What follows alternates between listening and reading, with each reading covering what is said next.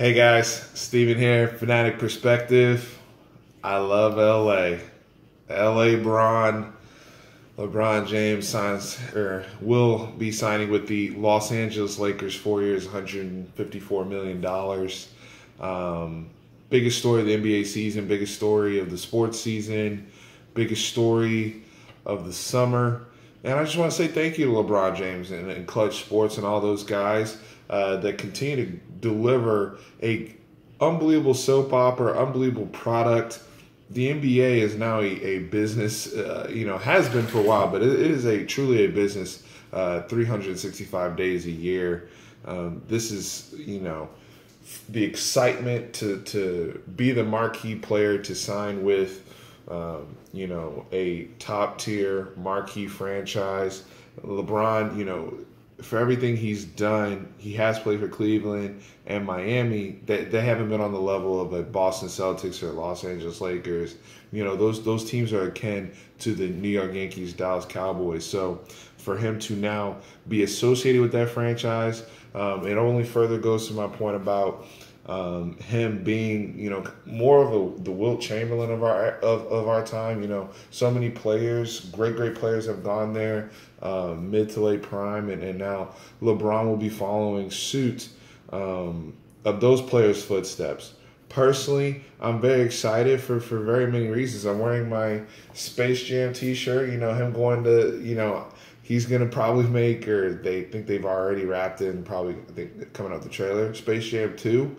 So from endorsements and business and all that type of stuff. And that's something that I highlighted with Kevin Durant going to Golden State. So look to see just more of exposure of LeBron and his brand.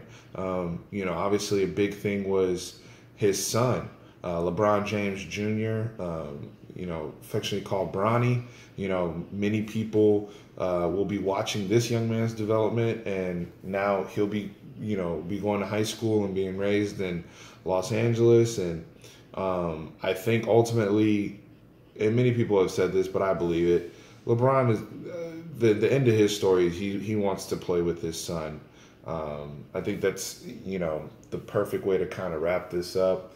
But there's a lot of storylines here. It's unbelievable. We get LeVar Ball, Alonzo, now working with Magic, now working with LeBron, and you have all these cast of characters halfway in between. So for those of you who don't know, they have also announced that they're going to be signing JaVale McGee. And I think all these guys are going to be one-year deals. KCP re-upped for 1 year, 12. JaVale McGee's coming on board. Lance Stevenson, somebody who's been just an annoyance to LeBron, but now he's on board. I saw somebody make a good point on Twitter, though, about how Kobe later signed Matt Barnes, somebody that was kind of annoyance to him, and Lance Stevenson kind of being the Matt Barnes to LeBron James. So, we'll see how that all works. The big thing that I'm going to be looking at strictly from, I know this is more of a fun free agency video, but from a basketball perspective, nitty gritty, how's this roster going to look on opening night compared to what it looks like right now? And then how much influence will LeBron have with Rob Pelinka and Magic Johnson? I'm sure that has been discussed, and there's some sort of agreement about what LeBron will have in terms of say with personnel decisions, and then the big elephant in the room, myself as a Spurs fan, can't go without saying the Kawhi Leonard situation. Because look, these guys, I assume they're probably going to go after Boogie, but Boogie's probably not going to be ready to play. He may not even play this season. If he is ready to play, probably won't be in shape, ready to go until around the All-Star break. And if you're LeBron, like right now, this roster as constructed, even with those people I mentioned coming in, those role players and people that are being re-signed, they are not in the realm of beating Golden State Warriors.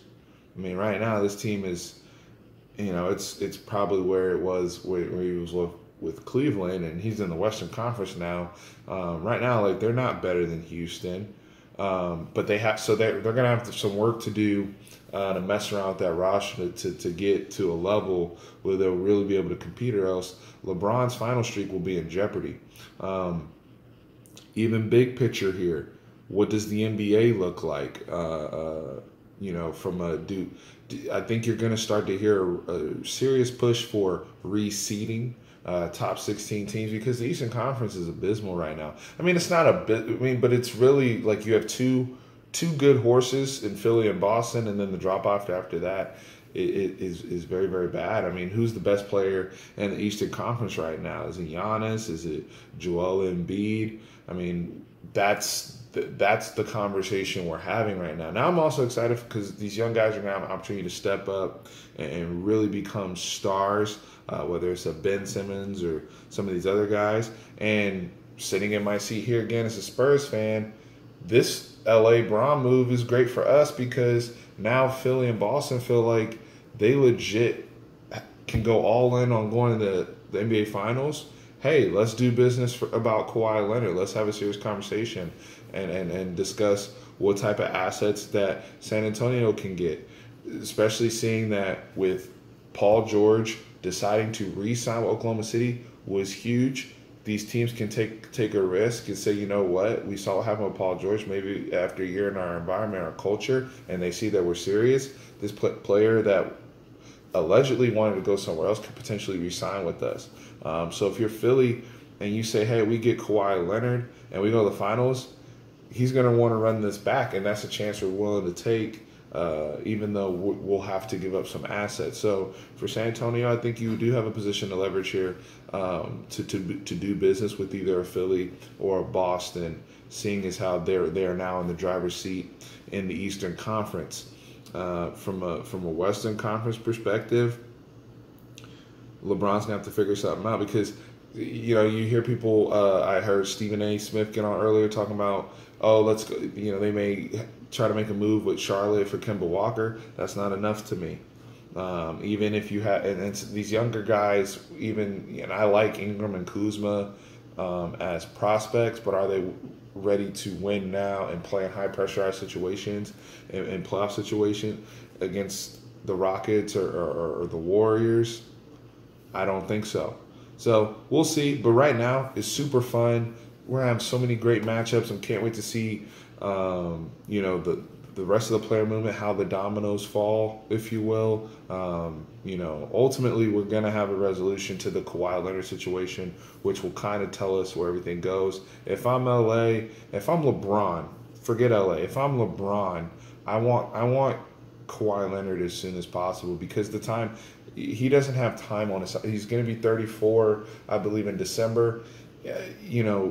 He can't afford right now. It's all about legacy for Bron. Yes, he's made this move for several reasons, and it's a move that no one should really be surprised by. I've said on this channel that I thought he was going to sign with the Lakers, but for sake of urgency, I don't know if you can wait until the 2019 offseason to fill out the rest of the roster with the all-star level talent that he's going to need if he wants to ultimately defeat the Golden State Warriors. We'll see. Very, very exciting. Y'all let me know in the comments how y'all feel. Can't wait to see the clash of the Kobe stands versus LeBron stands. It's the other thing I forgot to mention earlier. The memes on social media have been amazing.